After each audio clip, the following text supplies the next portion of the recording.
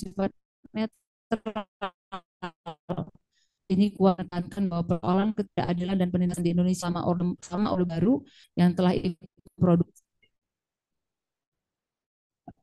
hukum ketidakadilan dan itu. Jadi sedikit tanggapan dari saya bahwa kurangan metode teologi sosial modernisme yang dibangun teolog-teolog tersebut di atas dianggap tidak menyentuh sikap kritis kepada sistem. Sehingga saya sepakat dengan Mojau untuk menawarkan metode teologi sosial liberal dan transformatif di bab berikutnya. Terima kasih, Pak. Oke, baik. Dengan demikian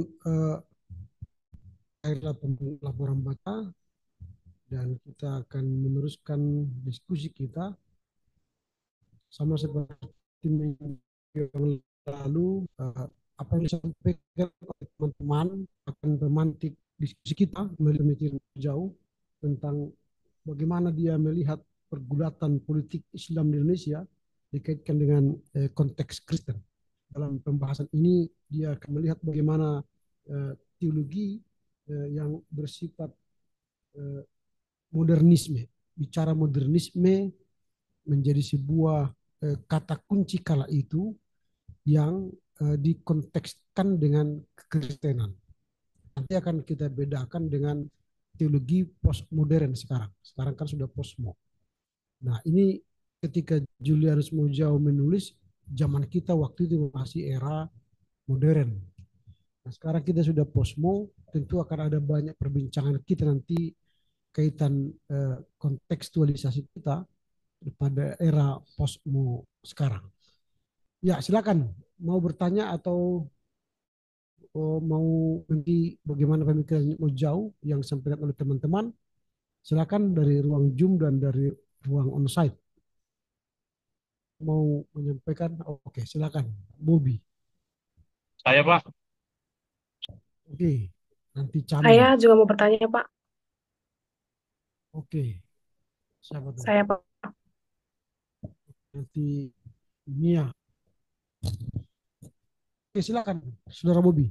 Ya, terima kasih. Di sini saya akan memberikan sedikit masukan yang telah saya baca bukunya, bahwasanya teologi sosial modernisme ini berupaya menjembatani kesenjangan antara ajaran bahwa agama harus beradaptasi dengan perkembangan zaman untuk tetap relevan, mencerminkan isu-isu yang hangat yang berkaitan dengan penerapan teologi sosial modernisme di Indonesia saat ini, terutama dalam konteks keberagaman agama dan tantangan sosial yang dihadapi negara.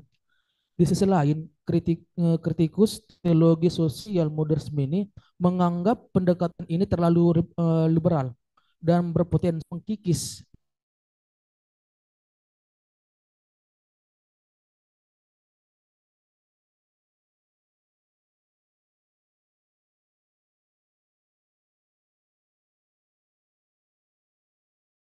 agama dan multi etnis. Dan di mana juga disinilah teologi sosial modernisme dapat berperan dalam mempromosikan dialog antara iman dan koherensi sosial.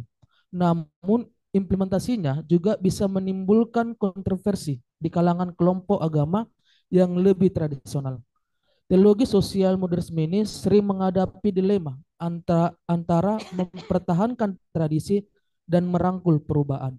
Hal inilah menciptakan ketegangan dalam komunitas keagamaan, terutama antara kelompok konservatif dan progresif.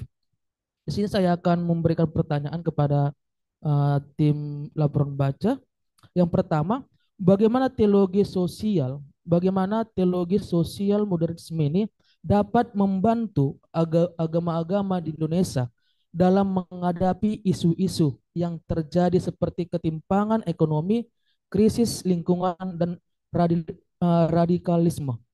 Yang kedua, apakah pendekatan teologi sosial modernisme ini berpotensi mengancam identitas keagamaan yang sudah mapan atau justru memperkuatnya dalam konteks masyarakat modern, dan sejauh mana teologi sosial ini dapat diterapkan dalam konteks Indonesia? Terima kasih. Oke, lanjut sekaligus nanti dijawab ya, Saudara Cami tadi.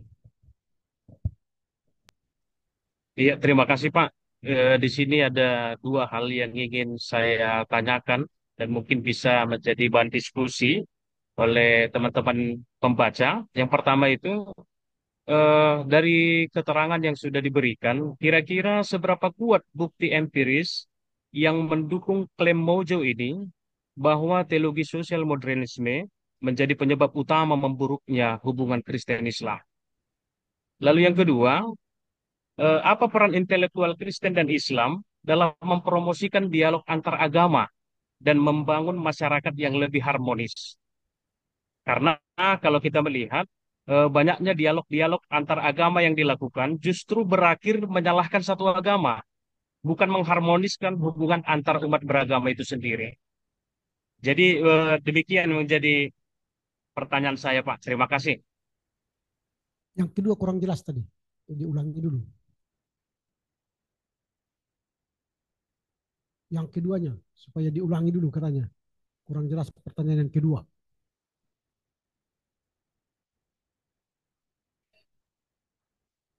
Bisa Pak Cami mengulangi pertanyaan yang kedua? Iya, Pak. Oke. Pertanyaan yang kedua, apa peran intelektual Kristen dan Islam dalam mempromosikan dialog antar agama dan membangun masyarakat yang lebih harmonis? Di mana kita lihat banyaknya dialog yang dilakukan justru berakhir menyalahkan satu agama, bukan mengharmoniskan hubungan antar umat beragama. Demikian, Pak. Oke, baik. Yang terakhir tadi Saudara Mia, silakan. Terima kasih Pak. Yang mau saya tanyakan yang pertama, seberapa kuat pengaruh pandangan Mozo mengenai teologi sosial modernisme dengan kehidupan bergereja saat ini? Karena saya tadi mendengar apa yang dikatakan pembaca, maka gereja bukan hanya menyatukan pandangan, tapi sebagai agen perubahan. Yang mau saya tanyakan, sebagai Pancasila yang merupakan demokrasi di Indonesia, dan gereja ikut dalam penerapan Pancasila, seberapa besar saat ini pandangan pembaca melihat perkembangan gereja yang ikut merangkul dalam kepelbagaian agama di negara kita, sehingga tidak ada lagi jurang pemisah antara kita dengan agama-agama yang lain. Kemudian seberapa besar perkembangan kehadiran gereja saat ini sebagai agen perubahan dalam memberantas ketidakbenaran dan ketidakadilan, begitu juga dalam memberantas kemiskinan dalam rangka untuk mengembangkan kehidupan masyarakat. Sehingga kita melalui diskusi hari ini bukan hanya untuk memahami pemahaman yang membangun kita dari yang dikatakan Mozo, tapi bagaimana dampak gereja itu benar-benar bisa menjadi agen perubahan pada saat ini. Itu saja Pak, terima kasih. Oke, baik. 3 respon dari teman-teman kita tadi akan memperdalam sana berteologi kita secara modernisme di Indonesia. Silakan untuk memberi jawab atau memberi respon terhadap pertanyaan mereka tadi. Baik yang di ruang Zoom dan onsite. Silakan.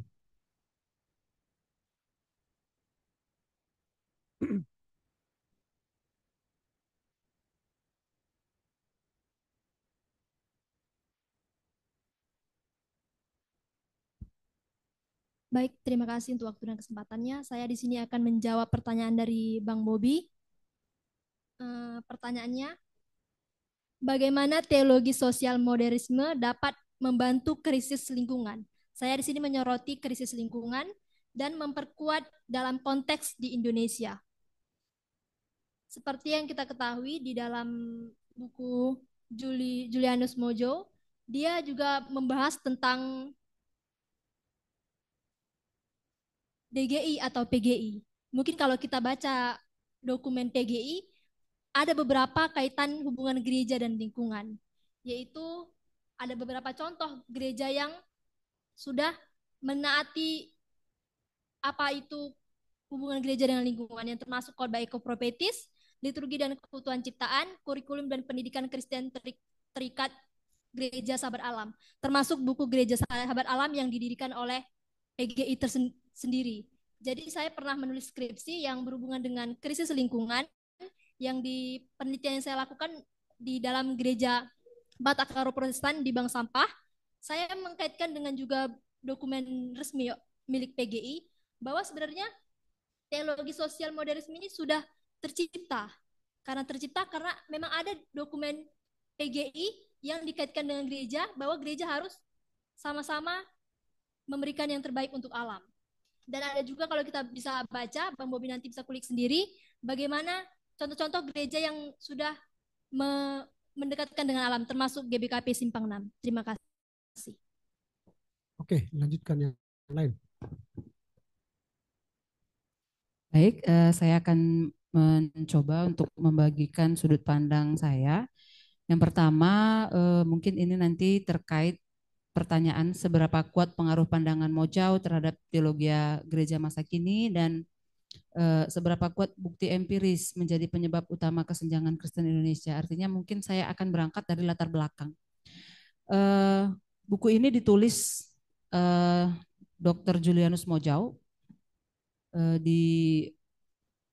sebagai disertasi ya, program dokter teologi tahun 2004.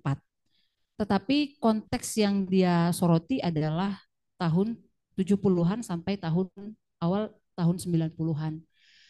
Karena ada pencetus di situ, di mana pencetusnya adalah peristiwa G30 SPKI dan juga pertemuan-pertemuan Dewan Gereja Dunia sebelumnya yang membicarakan tentang bagaimana peran sosial gereja di tengah-tengah masyarakat. Sehingga dalam rangka inilah Mojau mau melihat apa upaya-upaya yang dilakukan gereja terkait pesan dari Dewan Gereja-Gereja Dunia dan juga pertemuan dalam sidang-sidang DGI dan juga dalam konteks merekonstruksi bangsa dan negara pasca Chaos setelah kejadian G30 September itu tadi. Jadi dalam hal ini dia mengutip beberapa pandangan yang tadi kita paparkan ada 5 orang dan yang dia lihat hasil pengamatan dan penelitiannya bahwa dari beberapa pandangan-pandangan ini banyak dilatar belakangi oleh semacam fobia atau ketakutan pasca Chaos itu tadi. Sehingga ketika gereja mau menunjukkan fungsi sosialnya, ada di sini masalah ya, di mana gereja dan Islam politik itu seperti sama-sama bersaing ya, sama-sama bersaing dan sama-sama memiliki benturan untuk bisa membaur dalam konteks pembangunan bersama itu. Nah, dalam rangka ini juga bangkitlah Orde Baru yang mengusulkan program-program pengamalan Pancasila di mana dalam praktik pembangunannya bukan hanya masyarakat Kristen tetapi masyarakat Islam juga terdampak. Dari yang saya baca dalam buku ini, kritik Mojau terhadap beberapa pandangan teolog-teolog yang berangkat daripada ketakutan mereka sehingga lebih menekankan kerajaan Allah dan dalam tanda kutip eksklusivismenya, walaupun tadi ada juga tokoh yang mengatakan bahwa kerajaan Allah itu inklusif, Pancasila itu inklusif, tetapi dalam pandangan selanjutnya malah direduksi inklusivitas itu terhadap kekristenannya saja begitu. Jadi peran sosial gereja itu ada seperti tawar-menawar. Kalaupun gereja mau melakukan hal sosial, mereka mendukung apa yang dilakukan oleh pemerintah. Sementara di sisi lain, apa yang dilakukan pemerintah malah menindas ya daripada kehidupan sosial masyarakat, walaupun dalam payung sasarannya ingin membangun masyarakat yang modern.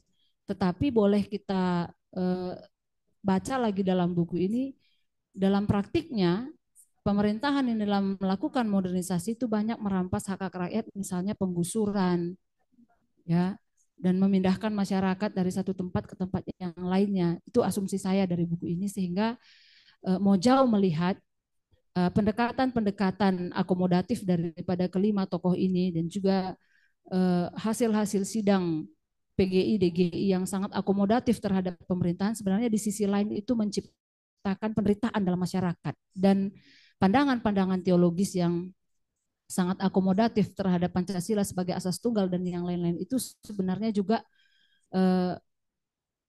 di sisi orang Islamnya, di sisi Islam politiknya, seolah-olah orang Kristen ini dekat-dekat sama pemerintah karena ada maunya.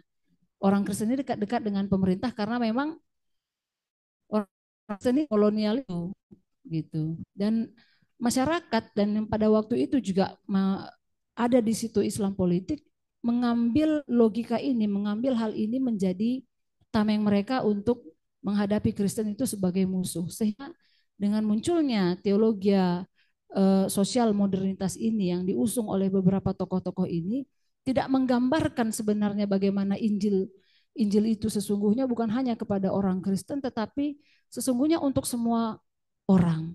Tetapi karena tarik-menarik antara pemerintahan, antara kepentingan dan juga fobia terhadap Islam tadi, inilah yang akhirnya gagasan teologis yang bagus itu dinampakkan dengan kedekatan gereja dengan pemerintah.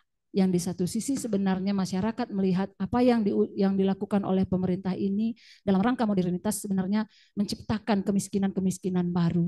Ini yang bisa saya lihat sehingga seberapa kuat bukti empiris, saya hanya melihat dari pandangan Mojau bahwa teologi yang tidak menjawab atau tidak berani menyinggung sistem itu juga menciptakan kemiskinan dan kesenjangan sosial. Ya, inilah yang mengakibatkan akhirnya Islam berpendapat bahwa Kristen itu pro pemerintah dan tidak pro rakyat seperti itu. Lalu seberapa kuat pengaruh pandangan Mojau terhadap teologi gereja masa kini? Saya pikir karena ini dibangun dalam penelitian ini dilakukan pada tahun 2024 dan setelah kita baca juga dari tanggapan saya, dia melihat bahwa teologi Kristen modernitas ini memiliki kelemahan sehingga dibangunlah atau dicari lagi teologi yang lebih cocok, yaitu teologi liberalisme dan teologi sosial transformatif. Itu yang ditawarkan. Seberapa besar peran gereja merangkul agar terjadi pembaharuan pemiskinan, saya pikir kita pun itu melihat sekarang. Tetapi kalau dalam konteks teologi sosial modernisme yang dibatasi oleh masa 70-an sampai 90-an, kita melihat pada waktu itu yang dibangun adalah bagaimana itu untuk menyelamatkan kekristenannya dulu, ya, dan untuk memperlihatkan bahwa orang Kristen juga teologi Kristen itu mendukung daripada pembangunan untuk kemajuan masyarakat. Demikian sudut pandang saya. Terima kasih. Oke, masih ada tambahan? Ya, tambahan mungkin pertanyaan saudara Cami dan juga saudari Mia sudah terjawab oleh kami Ibu Prantia. Tapi ada beberapa tambahan dari kami. Yang pertama, sebelum menjawab pertanyaan Bobi, sebenarnya kelima tokoh atau teolog yang kami paparkan dalam sajian ini, mereka berupaya untuk membangkitkan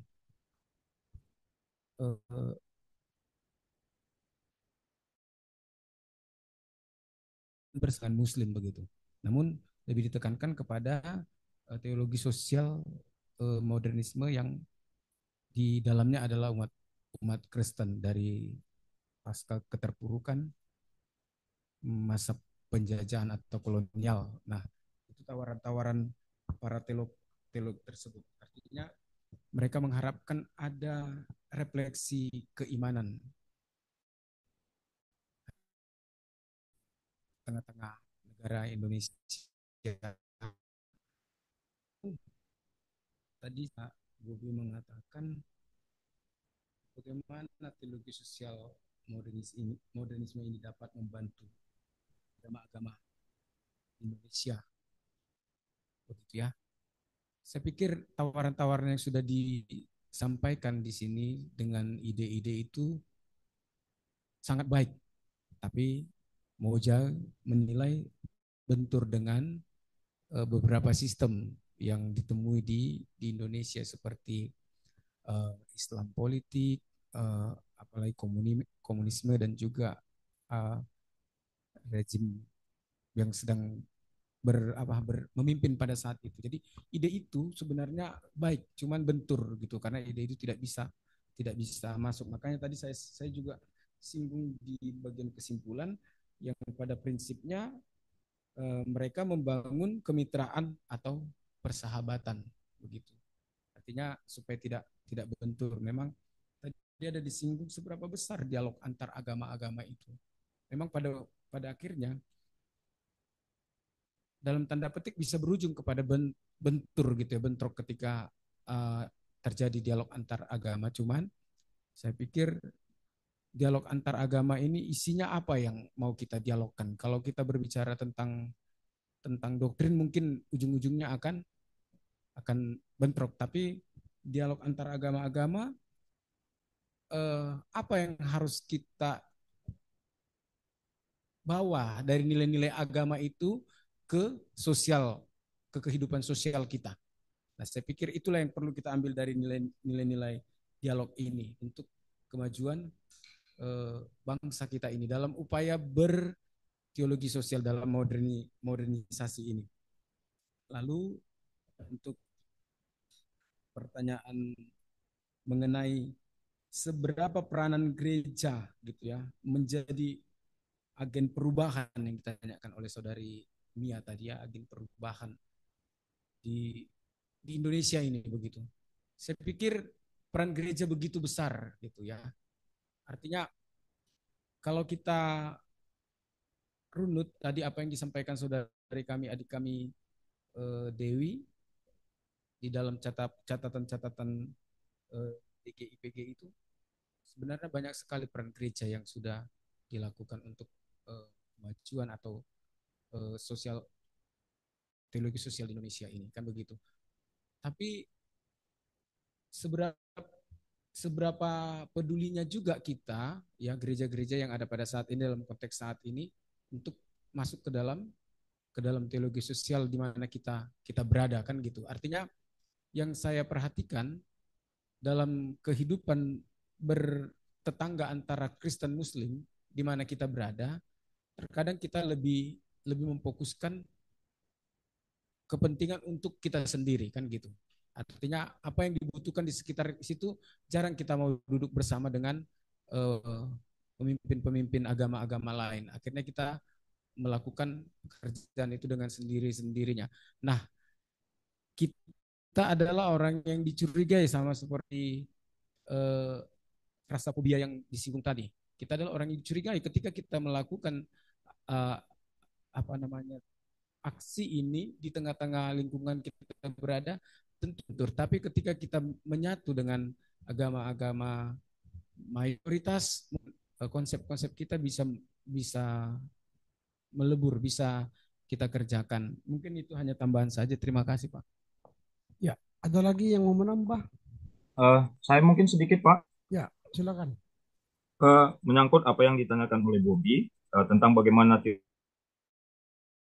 teologi dalam menghadapi isu perkembangan ekonomi. Artinya bahwa kalau kita lihat dalam keterhubungan agama-agama menyangkut kepada situasi kehidupan bangsa negara, ya paling tidak teologi sosial mampu membantu agama-agama untuk melihat keprihatinan dan pergumulan bersama. Saya kira dalam konteks itu, ya, artinya ketika masing-masing agama berpikir tentang diri dan kepentingannya, saya pikir tidak akan dapat terjawab soal ini. Tetapi ketika mau duduk bersama, melihat pergumulan bersama di tengah-tengah bangsa ini, akan banyak hal yang bisa dilakukan dengan teologi sosial ini.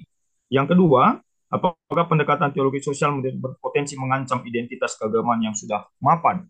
Saya pikir bukan mengancam kehidupan identitas keagamaan yang sudah mapan, bahkan saya melihat kenapa pandangan mau jauh bahwa teologi sosial ini malah penyebab memburuknya keadaan, itu menunjukkan ketidakmapanan kita dalam beragama sebenarnya.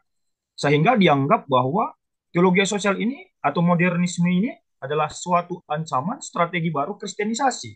Itu yang muncul di pikiran pandangan Islam politik pada waktu itu. Dan itu yang tadi saya beri pandangan tentang salah satu tokoh Islam Nurcholish Madjid untuk membuka cakrawala berpikir tentang keadaan Indonesia dan bagaimana Indonesia ke depannya di tengah-tengah keperbagaian itu. Jadi saya kira termasuk soal radikalisme, intoleransi, saya pikir itu malah sebaliknya ketidakmapanan dalam beragama, memahami esensi agama dan menerapkannya di tengah-tengah kehidupan kita dalam keperbagaian bangsa kita. Nah, yang ketiga menyangkut soal apa yang dikatakan oleh Cami tadi, saya sudah jawab seberapa kuat bukti empiris teologi sosial penyebab, ya karena memang dalam buku ini juga dicatat bahwa modernisasi atau teologi sosial untuk memberi perubahan pola pandang, pola pikir dalam segala segi kehidupan ini, itu dianggap sebuah model baru, kristenisasi, dan dianggap bahwa Kristen ini adalah gambaran dari liberal Barat yang sangat tidak bisa diterima oleh golongan-golongan tertentu atau Islam politik di tengah-tengah bangsa kita. Dan peran dialog saya pikir tidak ada masalah juga sebenarnya kalau kita melihat dialog ini dalam konsep dialog terbuka dan transformatif, baik dari segi dogma dalam artian kembali kepada kemapanan kita tadi. Saya pikir NU cukup terbuka, cukup moderat ketika kita berdialog dengan NU. Dan kami pernah beberapa lama tinggal di Bali Wiyoto untuk berdialog dengan mereka, bahkan live in bersama dengan mereka.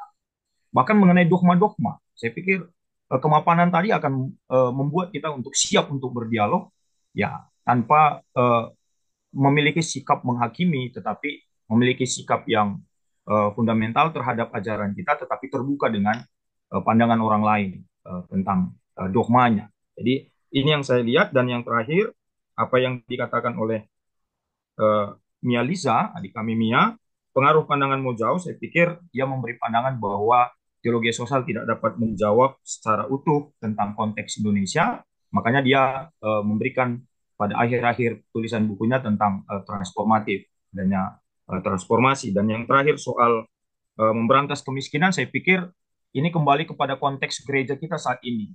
Jadi kita bicara dalam konteks bangsa negara, tapi kami malah lebih melihat bahwa gereja sendiri dalam konteks kebenarannya di belakangan hari ini sudah tidak berani. Maaf, banyak kita pendeta-pendeta kadang dalam khotbah soal kebenaran pun ya takut kurang pengatakan bujur, takut nggak disukai gitu. Ya jangan dulu bicara konteks Indonesia, konteks keberadaan gereja kita dengan dogma kebenaran itu sendiri, ya saya melihatnya ya sedikit terkikis, sudah mencari zona nyaman.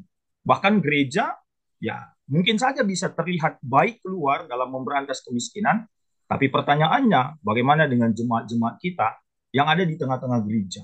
Saya lihat sekarang gereja dengan pengumpulan dananya, ya dengan pembangunannya, tetapi ya masih banyak juga jemaat-jemaat kita yang ya saya pikir di bawah garis kemiskinan, dan itu seharusnya menjadi keprihatinan kita bersama juga sebelum memperluas ya pemahaman kita tentang arti kehadiran gereja di tengah-tengah bangsa dan negara kita. Jadi saya pikir ya semuanya akan mengalami perubahan dimulai dari transformasi gereja itu sendiri tentang makna panggilan dan kehadirannya, Pak. Ini mungkin yang bisa saya tanggapi, Pak. Terima kasih, Pak. Oke, ada lagi dari Bu Desi? Sudah Pak, sudah mencakup. Oke, baik Bapak Ibu, karena waktu kita sudah lewat, saya memberikan beberapa catatan dulu.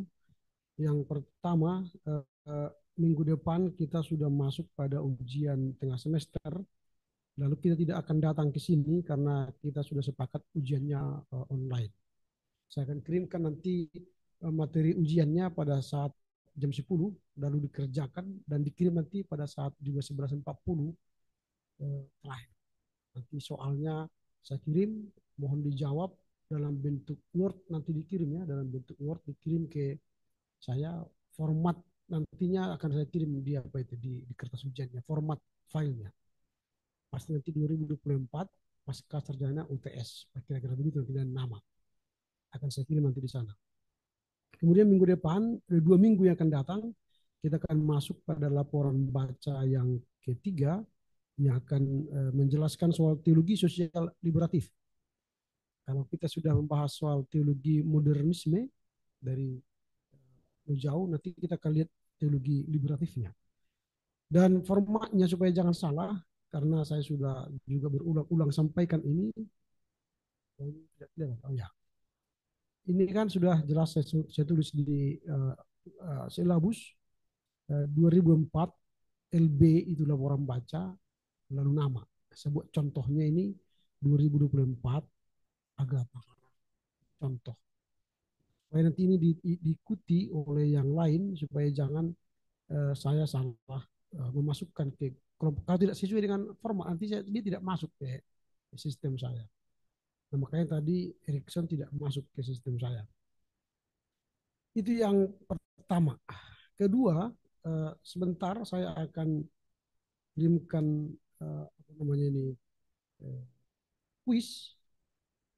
Quiz ini diisi untuk Google Drive ya, pakai Google Drive nanti diisi mungkin sekitar 10 menit. Silakan diisi nanti ke depan. Ini akan saya coba kirimkan linknya, nanti diisi setelah istirahat ini sebelum makan siang ya. Saya kirimkan dulu ke grup kita.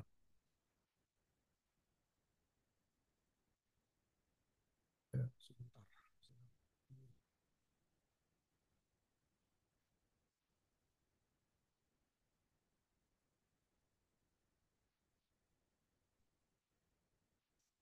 Oke, itu sudah kirim, nanti silakan diisi. Nah, berkaitan dengan topik kita hari ini, menarik memang bagaimana pemahaman Mojau soal teologi sosial modernisme. Mengapa? Karena saya katakan tadi ketika dia menulis tulisan ini, disertasi ini 2014, zaman kita waktu itu masih modern. Tapi setelah 2000-an, 2020-an, kita sudah beralih menjadi zaman posmo. Nah, pemikiran-pemikiran posmo tidak lagi seperti pemikiran-pemikiran modern soal kebenaran. Di era modern, orang masih berpandangan bahwa ada satu kebenaran yang absolut dan universal. Jadi hanya satu kebenaran, absolut dan universal. Dan berfokus pada rasionalitas, logika, dan metode ilmiah sebagai sarana untuk mencapai kebenaran. Sehingga pengetahuan ilmiah dianggap sebagai kebenaran utama untuk menjelaskan semua fenomena yang ada. Itu modern. Lalu berubah sekarang di postmodern ini menolak gagasan kebenaran tunggal yang absolut. Jadi tidak ada lagi kebenaran tunggal yang absolut. Kalau kita berkata Yesus Kristus adalah kebenaran tunggal untuk juru selamat dunia, di era postmo tidak lagi. Lahirlah dikatakan Kristus ada di Islam, Kristus ada di Buddha, Kristus ada di Hindu dan sebagainya. Jadi tidak absolut lagi. Jadi kebenaran itu sudah menjadi kebenaran di mana-mana. Jadi bukan absolut. Lalu mengakui kebenaran itu bersifat relatif. Jadi tidak ada lagi kebenaran yang absolut, relatif. Anda benar, saya benar. Tapi jangan ganggu saya. Ku hargai kebenaranmu, hargai kebenaranku. Itu posmu. Dan sehingga kebenaran itu bervariasi. Tergantung konteks sosial budaya dan perspektif individu. Jadi kalau saya mengatakan saya benar, udah jangan ganggu saya. Itu di era posmo ini. Sehingga yang diprioritaskan di era posmo adalah pluralitas. Sehingga narasi-narasi yang dibangun ialah sosial, modernis. Dan itu yang dibahas oleh Mojau nanti. Nanti kalau kita bahas yang lain juga akan kita lihat nanti di situ bagaimana dari konsep seni, dari konsep nilai-nilai, dari konsep budaya, dari konsep subjektivitas, subjek teknologi sains dan sebagainya, itu akan kita lihat nanti perbedaan era posmo dan modernitas. Nah, kita tidak akan terlarut dalam pembahasan itu karena mungkin Bapak Ibu sudah membahas itu, apa perbedaan era posmo dan era modernitas. Saya hanya tadi ambil satu bagian dari soal kebenaran saja. Nah, kemudian kita khususkan kepada pemikiran Mojau dari bukunya ini. Tadi ada teman-teman berkata bagaimana pengalaman empiris dan bagaimana pengaruh dampak pemikiran Mojau terhadap kontekstualisasi teologi atau dengan upaya berkontekstualisasi dengan agama Islam atau negara Indonesia. Nah, kalau kita lihat dari tulisannya tadi, ada kritik terhadap teologi modernisme yang eksklusif. Jadi Mojau itu mengkritik yang eksklusif itu.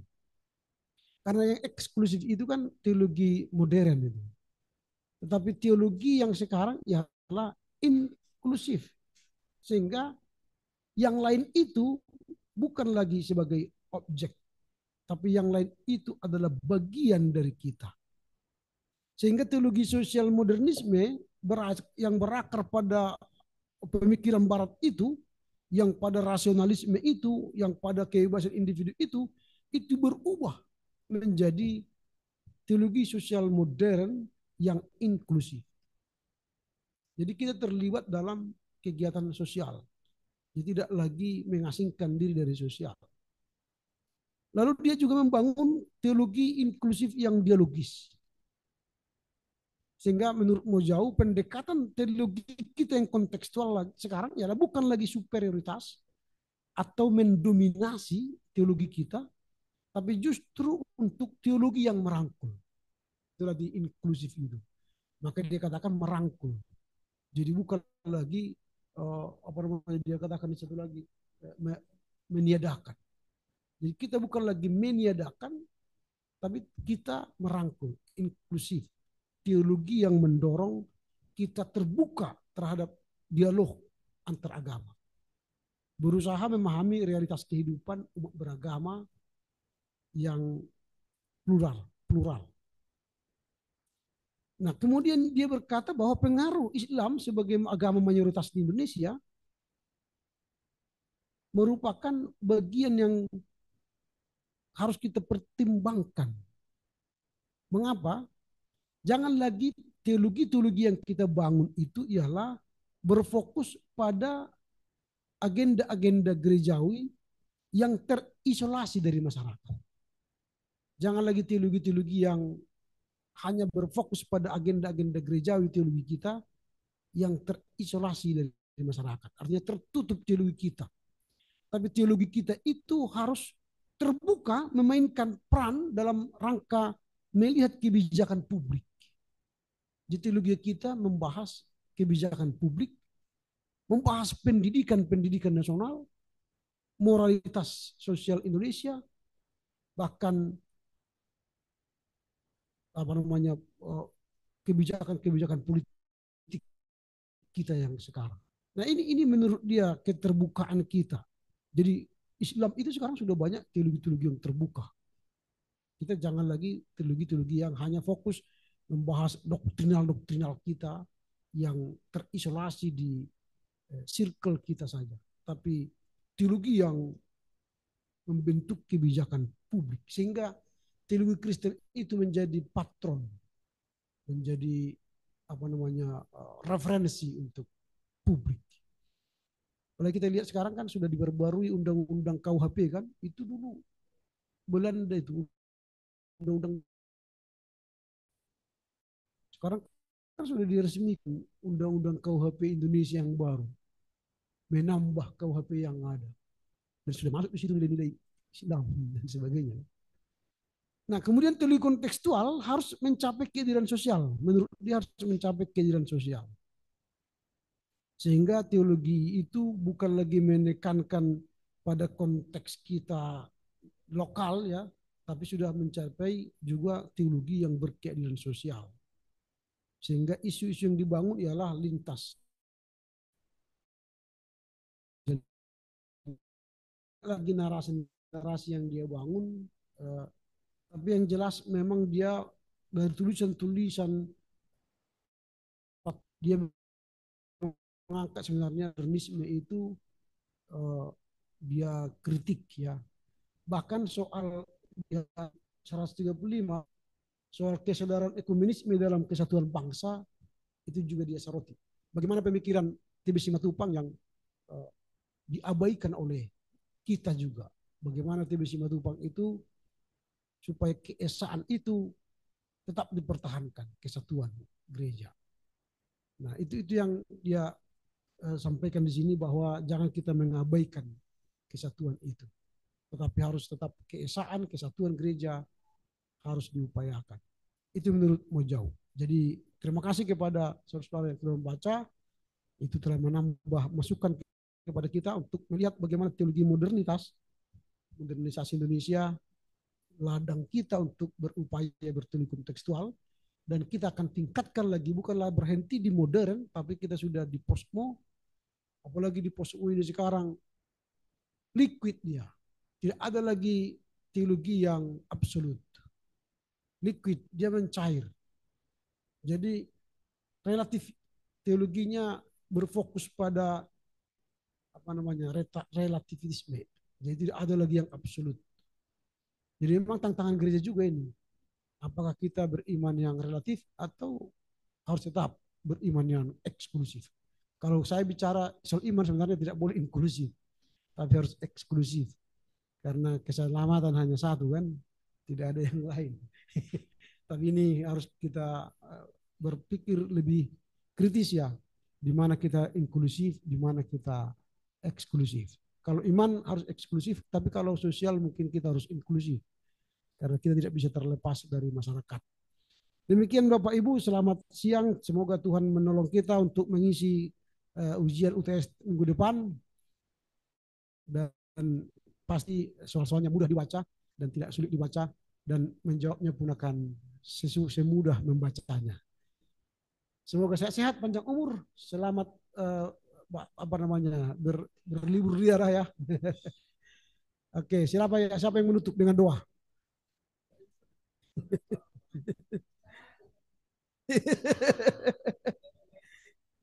Silakan, siapa yang menutup dengan doa? Ada yang ya, silakan. Baiklah Bapak dan Ibu, kita akan tutup perkuliahan kita bersatu dalam doa. Terpujilah Engkau Tuhan yang senantiasa memberkati kami dalam perkuliahan kami, baik kami yang berada di ruangan ini maupun saudara-saudari kami yang mengikuti lewat online atau Zoom. Terima kasih buat setiap ide masukan yang telah disampaikan Bapak dosen kami dalam memperkaya kami dalam perkuliahan ini. Tuhan senantiasa memberkati Bapak dosen kami, semakin bertambah hikmat yang daripada Tuhan, dan bahkan memberkati kami agar dapat menyerap setiap materi pelajaran yang disampaikan oleh Bapak dosen kami. Kami akan beristirahat sejenak Bapak, setelah itu kami kembali mengikuti perkuliahan kami, senantiasa menguatkan dan memberikan kesehatan bagi kami. Terpujilah Engkau Tuhan, di dalam nama Yesus kami berdoa dan mengucapkan syukur. Amin. Amin. Jadi Bapak Ibu saudara yang telah menyelesaikan studi plan-nya, itu sudah boleh mencicil ya satu-satu laporan baca atau makalahnya, walaupun belum kita mulai semester depan. Kalau bisa dikerjakan sekarang, itu akan lebih cepat menyelesaikan masa studinya. Oke, selamat berjuang.